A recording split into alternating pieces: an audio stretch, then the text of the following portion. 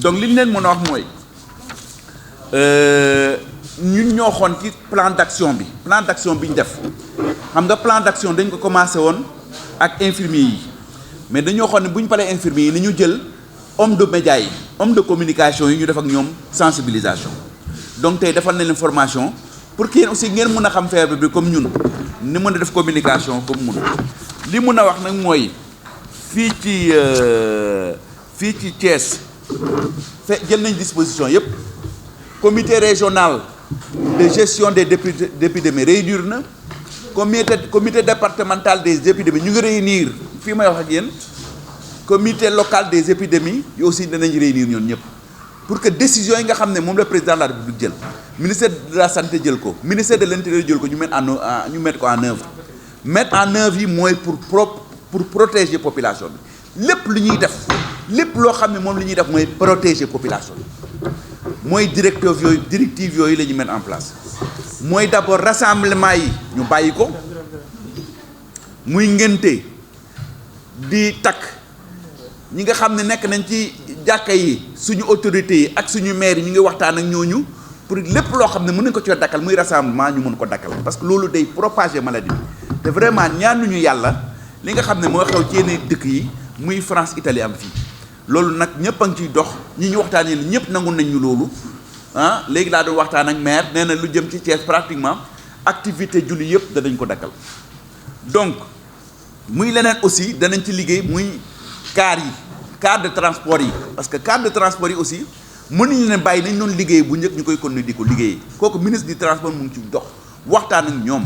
ay car yu bondeen benn car boo xam ne 10 personnes 20 personnes la war a def nga jël 30 personnes def ko ci loolu dootuñ ko mën a nangu parce que aussi feebar yi day changer comportement yu bari day am lu ñuy wax avant et après corona virus donc la ñun ñi doon nangu nga xam ne xel sax nangu ko du bu njëkk mais ñu ñoo ko doon def rek mais léegi bu ñu nee bu musiba am nag ñun ñuy bàyyi loolu aussi mooy loo xam ne gouvernement ngi ciy liggéey te na ko def fi mu ne nii ci dëkk bi li ministre de la santé wax am na 36 cas Thiès 3 cas yi mu amoon mu ngi koy def ñu nekk dans ci benn zone touristique Saly bi mais ñoom ñëpp ñu nga fële ci centre Diamniadio centre bu bees bi ñu tabax ñu leen fay jël ñoom ñëpp tane nañu ñu ngi wër li ñuy wax naan cas gii rek mooy li ngeen wax aussi am na ñaar ñu tane ñu géeri li ñoo xam ne wër nañu ñi nga xam ne professeur Seydi moo leen faj may wax aussi ne mën nañu am confiance ci suñuy ressources humaines ñoom lu gën feebar bi métti lu situation bi métti ñun nelawuñu suba ak ngoon man mii di wax ak yéen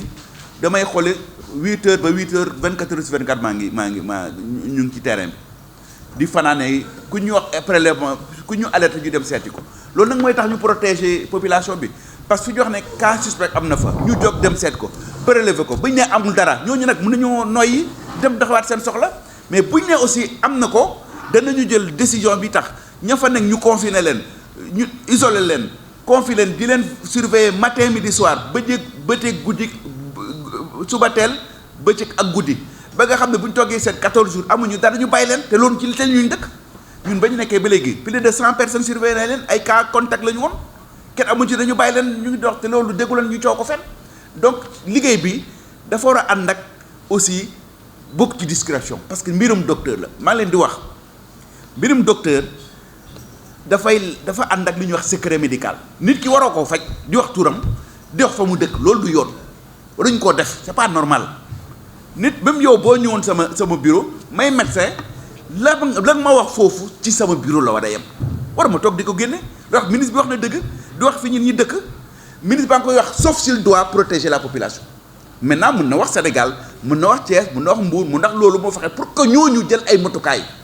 mais pas de façon individuelle muy jël di tudd nit loolu du yoon kooku moom nit sax du ko nangu droit de l'homme nangu ko da leen nangu ko c'est pourquoi depuis lors bu njëkk dañ ko doon def mais ñi aussi bëgg ci génne yoo xam ne ñu yem ci loolu ñun ci noonu la ñuy communiquer du ñu wax fu ñun ñi dëkk du ñuy wax lu ñuy liggéey ban sexe la ñu nekk dañuy am ci loolu rek mais information yi après lu loo xam ne dafa am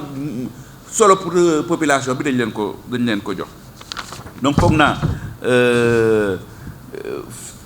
Sénégal vraiment di ñaan yàlla di gërëm yàlla aussi parce que yàlla may nañu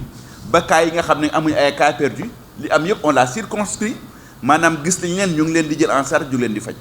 contact yëpp ñu ngi leen di jël en charge ñu ngi leen di surveiller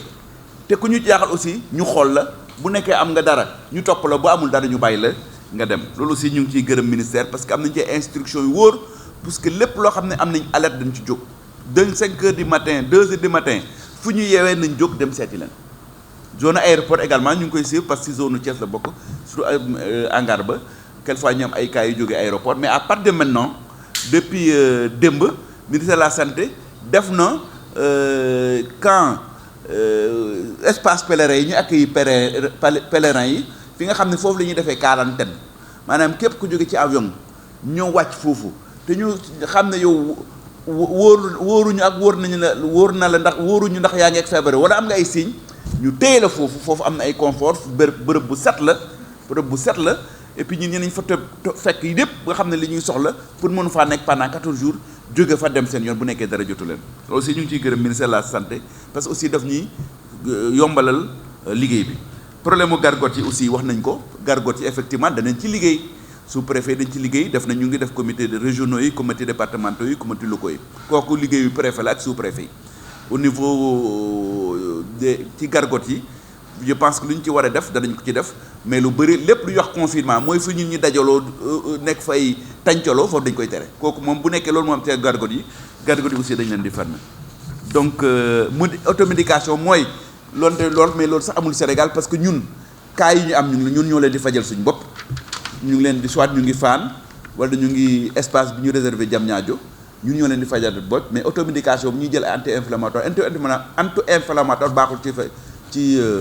ci feebar boobu du ko faj dans tous les cas daf koy compliquer sax donc képp ku ko doon jël na ko ba anti-inflammatoire d'abord médecin moo koy jox et je pense que même pharmacien du ñu ñëw rek jox nit inflammatoire à moins que ñu xam malade bi ñu xam parce que pharmacien aussi comme ñun lañu xam nañu c'est des paramédicaux mais c'est des docteurs en pharmacie donc dañuy jàng médecine ba pare su ko dem jàng jaayu garab donc loolu xam nañ ko donc on considère nañ leen aussi waxtaan ak ñoom pour que ñu def ñu gën a def attention ci njaayum anti-inflammatoire yi donc vraiment loolu la amoon di leen wax lu ma leen di wax di leen gërëm yéen ñëpp maa ngi seen décision ci seen disposition fu ngeen ma soxlaa pour information parce que mënuñ informer te jaaruñ ci yéen di leen gërëm yéen ñëpp parce que liggéey bi ñoo ko bokk xam leen ñoo ko bokk parce que li ma doon wax léegi mooy agent de santé la ñu ko fermé bi ñu ci paree ñu ne former leen journalistes yi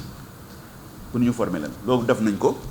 léegi naa ñun quelquefois aussi liggéey bay mel noonu na am ay réeroo mais ngeen baal ñu àq ci loolu